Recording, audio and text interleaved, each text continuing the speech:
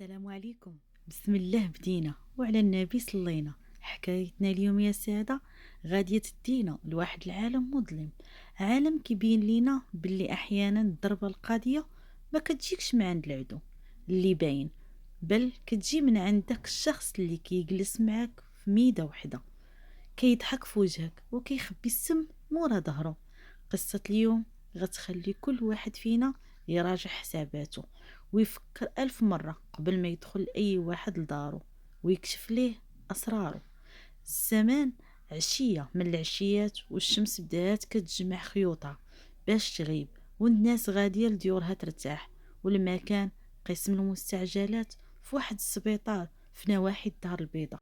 الحركة كانت غادية عادية، الأطباء والممرضين خدامين في شغالاتهم، حتى وقفات واحد الطوموبيل بالزربة قدام الباب، نزلات منها واحد السيدة كتغوت وكتندب وكطلب يعاونوها.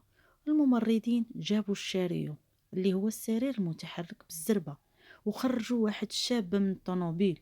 الشابة كانت في حالة صعيبة بزاف، الوجه ديالها مخطوف وعينيها غايرين وكتصارع باش تاخد نفس. دخلوها لغرفة الإنعاش والأطباء تجمعوا عليها كيحاولوا يديروا ما في جهدهم باش يعتقوا الروح. على برا بقات ديك السيدة اللي جابتها، اللي هي صاحبتها، كتمثل دور الحزن وكتبكي وتمسح الدموع التماسيح. خرج الطبيب عندها كيسولها شنو واقع لهاد السيدة، شنو كلات ولا شنو شربات، باش نعرفوا كيفاش نعتقوها. وهي تجاوبوا اللفعة وهي كترعد: دكتور عتقوها، راني مشيت وكتمتم غير بوحد نزورها في دارها، غير حلات لي الباب طاحت قبالتي. سولتها مالك، قالت لي عتقيني يا اختي، راني شربت الحنة وتسممت.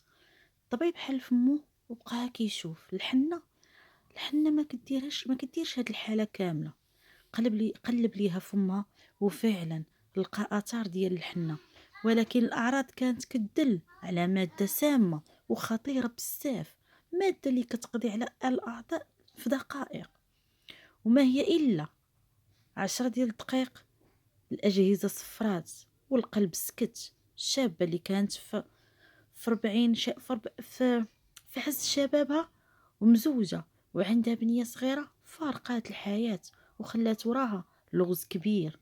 الطبيب عيط للبوليس في البلاصة حيت الحالة فيها إن والوفاة غير طبيعية، والبوليس حضروا للسبيطار خداو المعلومات من عند الصديق وعيطوا حتى الزوج ديال الضحية. الزوج مسكين كان خدام على راسو، جاه التليفون جا كيجري ومخلوع، غير شاف مراته مغطية نهار وطاح في الارض ما تيقش راسو. البوليس سولوه: مراتك شربات الحنة، واش كان عندها شي مشكل، واش كانت كتعاني من شي ضغوطات؟ الزوج هو غير كيبكي: كتعاني من شي ضغوطات؟ ودي راه ما كاين حتى مشكل، الله يخليها، دير هاد الحالة في راسها، عايشين بخير، عندنا بنيته وخدامين على راسنا، علاش غتشرب الحنة؟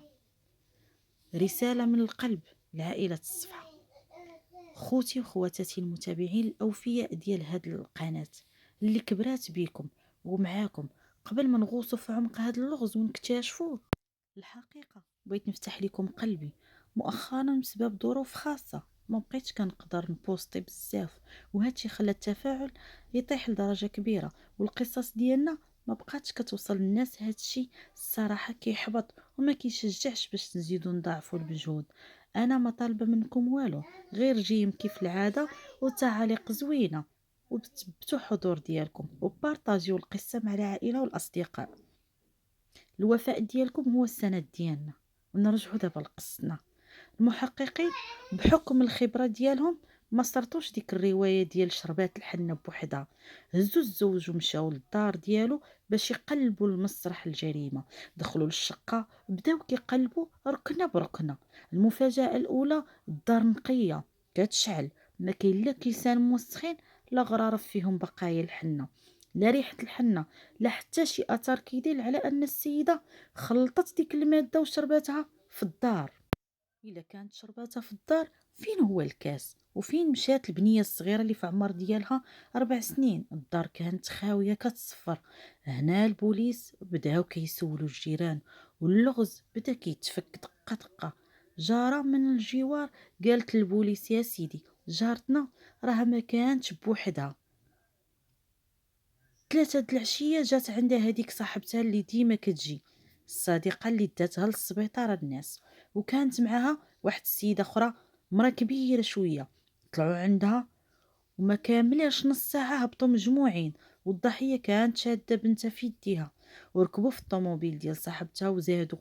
الجارة الأخرى زادت أكدات الهضرة: إيه سيدي، ويلا هادي شي ساعة شفتهم رجعوا. صاحبتها وهاديك السيدة طلعوا الضحية للدار وهي مسخسخة، وما كاملاش 10 دقايق عاودوا هبطوها. مشاو كيطيروا باش يديوها للسبيطار. البوليس زادوا قلبوا على البنيه الصغيره. الزوج اتصل بدار الحضانه اللي كتقرا فيها بنته، رغم ان النهار كان يوم السبت والروض كيكون ساد. المعلمه ديال الروض قالت لهم: اودي، راه الضحيه جات عندي مع 3 العشيه هي وصاحبتها وواحد السيده، وطلباتني نشد ليها البنت غير واحد السويعه حيت عندها غرض ضروري غتقضيه وتجي. وبقيت كنتسناها وما رجعاتش. الخيوط تجمعات، الرؤيه وضحات، الصديقه الوفيه كذبات، والضحيه ما شرباتش الحنه في الدار. الضحيه خرجات معاهم، داو البنيه الروض، مشاو لشي بلاصه مجهوله، وتما فين الضحيه شربات السم، ورجعوها للدار باش يموهوا البوليس ويقولوا لقيناها طايحه.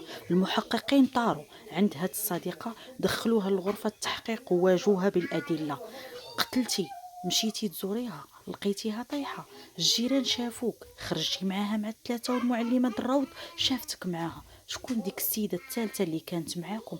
وفين ديتوها؟ هضري ولا غتغرقي بوحدك. الصديقه ملي شافت الادله تجمعت عليها وجهها صفار واللسان ديالها تقال، بدات كترعد وعرفت باللي المسرحيه اللي مثلات تفرشات. هو السر اللي خباته هاد الصديقه، وشكون هي ديك السيده الغامضه اللي ما بغاتش تقول عليها؟ التتمه ديال القصه غادي نحط لكم فيديو جديد.